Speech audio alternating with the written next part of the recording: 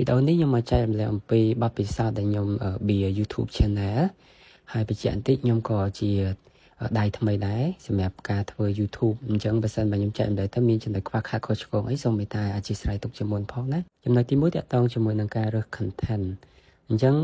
ដោយសារតែខ្ញុំធ្វើ content កាប់ដាវទេនៅលើ YouTube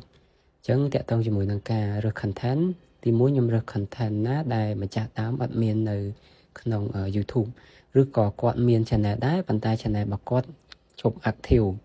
ច្រើនឆ្នាំអីចឹងណាអញ្ចឹងគឺខ្ញុំយកមកសាកល្បងលេងហើយទី2គឺខ្ញុំលេងជា video short ទេឬក៏យើងហៅថា video ខ្លីនៅក្នុង YouTube មាន video វែងឬក៏ video long និង video short ឬក៏យើងហៅថា video ខ្លីចឹងណាអញ្ចឹងខ្ញុំលេង short ទេហើយសម្រាប់ការផុសគឺខ្ញុំផុសនៅលើ browser ហើយខ្ញុំប្រើប្រាស់ជាមួយនឹង VPS ដែលមាន IP នៅអាមេរិកដោយសារតែខ្ញុំធ្វើ content បរទេសអញ្ចឹងខ្ញុំត្រូវការ audience បរទេសដែរដូច្នេះការផុសគឺខ្ញុំផុសប្រើប្រាស់ជាមួយនឹង IP អាមេរិកហើយខ្ញុំផុសនៅលើ browser ដែលប្រើប្រាស់ជាមួយនឹង Chrome រីឯការផុស short គឺខ្ញុំផុសចន្លោះពី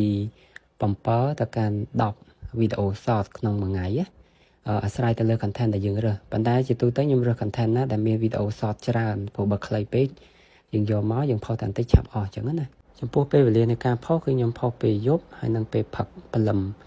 ពេលយប់ម៉ោង8 9ឬក៏ពេលផឹកព្រលឹមម៉ោង5ម៉ោង6ផឹកអញ្ចឹងណាបន្ទាប់ពីយើងផុសបានមួយរយៈយើងអាចមើល analytics ថាម៉ោងណាដែល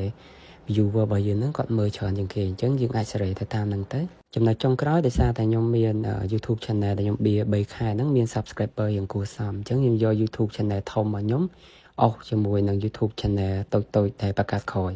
ប៉ុន្តែយើងត្រូវប្រកាសថា content ប្រហែលគ្នាឬក៏ប្រភេទស្តៀងគ្នាទើបយើងអស់ទៅវាមិនខុស audience អញ្ចឹងណាមកចំណុចទៀតគឺការអត់ធ្មត់អញ្ចឹងធ្វើអីក៏ដោយយើងត្រូវអត់ធ្មត់បន្តិចយើងអាចធ្វើមួយថ្ងៃពីរថ្ងៃវាបានផលទេអញ្ចឹងធ្វើ YouTube ក៏ដូចគ្នាដែរត្រូវមានការអត់ធ្មត់អញ្ចឹងវីដេអូហ្នឹងមានតែប៉ុណ្្នឹងទេអរគុណបាយបាយ